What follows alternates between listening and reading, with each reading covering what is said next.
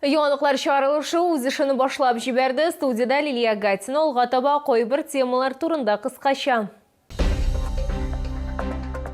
Жир урынына түләүләр, күп балалы гаиләләргә жир кишәрлеге урынына ничә мең сум түләнәчәк. Әни белән кыз бер сәхнәдә Татар драма театры труппасы җомга көн кич белән исемле премьера әзерли. Жир урынына түләүләр исегезгә төшерәбез. Сентябрьдә Республика Дәүләт Советы жир кишәрлеген акчалата компенсация белән алыштыру турында карар кабул итте. Республика премьер-министры Алексей Песошин күп балалы гаиләләргә жир кишәрлеге урынына 200 мең сум күләмендә бер тапкыр бирелә торган түләүне раслады. Түләү хокукына Казанда һәм Чаллыда яшәүче жир алу хокукына ия реестрга кертелгән күп балалы гаиләләр ия булачак.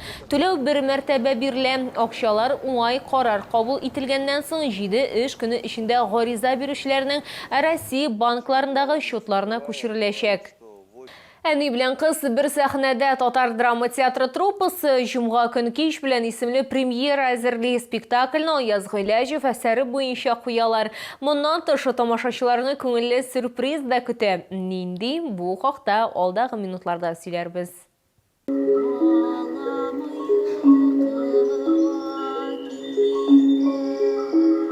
Җомга көн кич белән Аяз Гыйләҗевнең танылган әсәрләренең берсе ни өчендер әкиятләрдә үги ана һәрвакыт явыз итеп сурәтләнә. Ә менә әсәрдәге Бибинур образы гәрчә ул да үги ана булса да игелек һәм мәрхәмәтлелек үрнәге. Тик ни сәбәпле ул тәрбияләгән балалар шул кадәр таш бәгырьле булып үсә соң? Бу җаваплылык әле икеләтә артты, чөнки Бибинурның яшь чагын минем кызым башкарачак.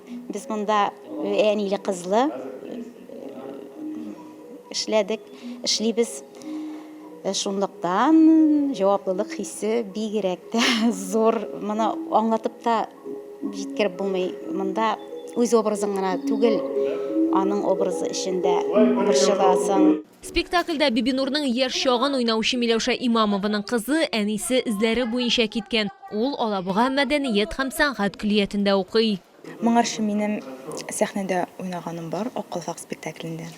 Һәм аны әни караганда залдан, ул вакытта дулкынланам.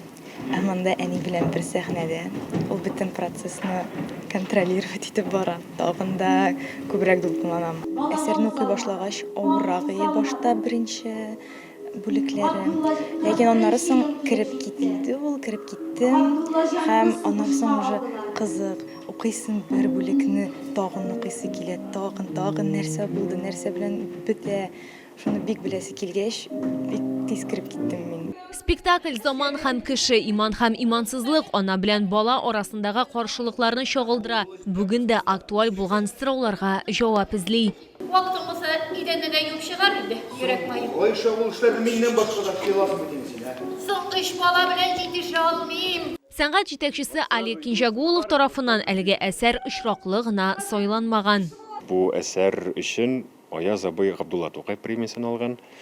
Икенчедән, ничектер менә бу Бибинурның тарихы безнең һәрберебезгә күңелгә якын. Бу спектакль бер яктан гыйбрәтле дә, чөнки без бу тарихта менә әгәр дә син кадерле әниләр безгә хөрмәт итмәсәң һәм алар белән аралашмасаң, нинди нәтиҗәгә җиткәнен беләбез, күрәбез. Бу спектакльдә тамашачылар яңа йөзләрне дә күрә ала. Мәсәлән, Алабуга мәдәният һәм сәнгать көллиятенең яшь актерларын. Зур булмаган рольләргә карамастан, бу безнең өчен Чаллы тамашачысы алдында үзенчәлекле имтихан ди студентлар. Чаллы тамашачысын мин бик яратам. Беренче курс булса да, бәләкәй роль булса да, мин горурланам да. Премьера чакырам, килегез.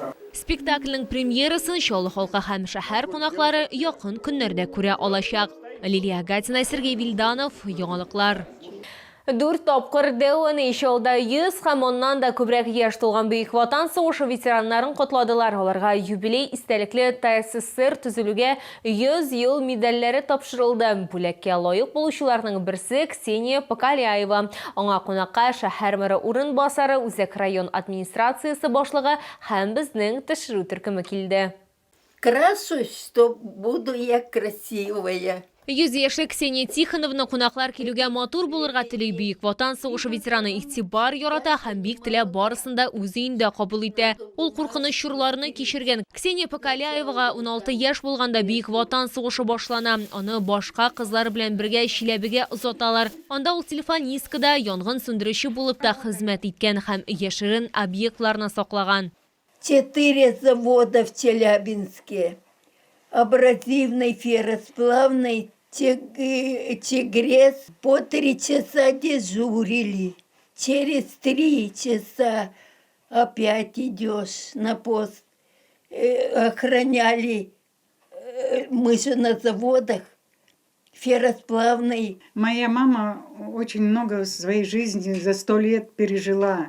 И голод был, и холод, и война. И осталась с 3 детьми одна. Муж утонул, мой папа. Вот. И она, ну, как бы с 3 детьми осталась. Только, ну, сами знаете, как воспитывать в то время было тяжело одной женщине. Работала, за всякую работу хваталась. И вязала, ну, работала везде, чтобы нас прокормить. Өлкән буын декадасында Ксения Покаляева юбилей медале ТССРның 100 еллыгы медале белән бүләкләнде. Аңа шулай ук азык-төлек җыелмасы да тапшырылды. Указом Раиса Республики Татарстан Рустама Нургалевича Миниханова вручаются медали 100-летним юбилярам, ветеранам Великой Отечественной войны. У нас в городе 11 таких юбиляров, и мы обязательно всем им вручим медали 100 лет ТССР. И поздравим их, пожелаем здоровья, счастья и благополучия. Шушы ветераннарга ТССРның 100 еллык дигән медале тапшырылачак. Медаль белән берлектә без үзебезнең администрация исеменнән аларга бүләкләр дә тапшырачакбыз. Ксения Тихоновна олы яшьтә булуына карамастан шактый актив. Ул үзе ашлар, боткалар пешерә. Шулай ук Бөек Ватан сугышы ветераны оригами белән дә мавыга. Лилия Гатина, Эльмира Гайнетдинова, Сергей Пильданов. Яңалыклар.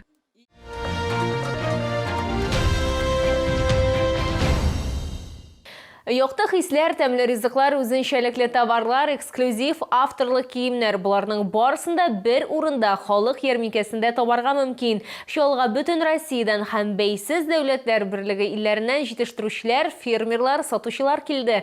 Сезне 32-нче комплекс янәшәсендә Мегастрой гипермаркеты янындагы павильонда көтәләр. Алда ял көннәре кибетләрдә йөрү өчен иң кулай вакыт. Халык ярминкәсенә дә килегез, барысы да бер урында. Белоруссия тәмле деликатеслары белән дан тота. Камчатка тәмле балык өлкәсе буларак билгеле. Өстәлләрегезгә исә фермерларның түтәлләреннән уңыш өстәлләр. Баллы ризык яратучылар бал, конфитюр, төрле катнашмалар белән эшләнгән пряникләрне бәяли алачак. Я очень удивился, что у нас, оказывается, в Набережных Челнах есть такие вкусные пряники. Купили очень вкусной белорусской колбасы, каждый раз за ней приходим. И конфитюр на пектине тоже очень вкусный. Ассортимент достаточный, всего много. Монголия трикотажынан эшләнмәләр суыкта җылытачак, дизайнерлы күлмәкләр ышаныч өстиячәк, палантиннар, яхшы аксессуар булачак, балаларга да матур киемнәр сайларга мөмкин. Я все время хожу на эти ярмарки. Всегда что-нибудь приобретаю. Хороший ассортимент. Выбор богатый. Выбор богатый, да. Есть что посмотреть. Табигый ташлардан эшләнмәләр, интерьерга матурлык өстиячәк, аш бүлмәсе өчен товарлар хуҗабикәләргә ярдәмче булачак. Бакчачылар исә сыйфатлы эш кораллары сайлый ала. Яхшы товарлар һәм шәп кәеф артыннан халык ярминкәсенә килегез.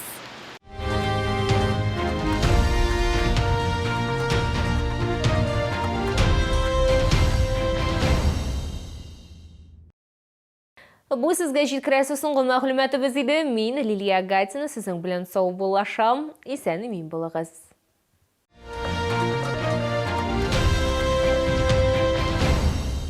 Рыба Камчатки в Набережных Челнах с 22 по 26 октября. Рыба копченая, свежемороженая. Оцените настоящий вкус рыбы Камчатки. Площадка у гипермаркета «Мегастрой».